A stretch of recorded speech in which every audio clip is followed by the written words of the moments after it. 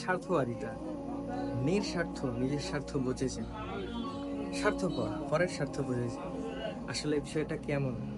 না, এমন না। আসলে প্রকৃতপক্ষে মানুষ সকলেই স্বার্থপর। কেননা সবাই সবার নিজের স্বার্থ ভাবে। যেমন আজান হয়ে গেল, নামাজের সময় হয়ে গেল। একজন মানুষ কাজ করতেছে। তার স্বার্থ কি? তার লক্ষ্য কি? অর্থ উপার্জন। অর্থ উপার্জন করবে নিজের ভোগ বিলাসের জন্য, তার পরিবারের জন্য। আরেকজন মানুষ আরেকজন মানুষ কি স্বার্থ? সে আল্লাহকে সন্তুষ্ট করবে, পরকালে যেন শাস্তি থেকে বেঁচে থাকে, এই কারণে সে নামাজে গেছে। আর এই মানুষ কাজ করতেছে। কিন্তু দুজন মানুষই জানে নামাজ ফরজ ছিল।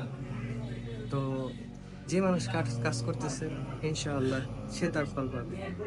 সে পরিবার নিয়ে সুখে থাকবে।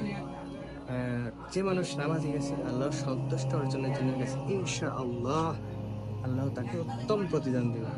তো স্বার্থপর হন, সেরকম স্বার্থপর হন যেরকম স্বার্থপর হলে আপনার আপনার নিজের জন্য উপকার।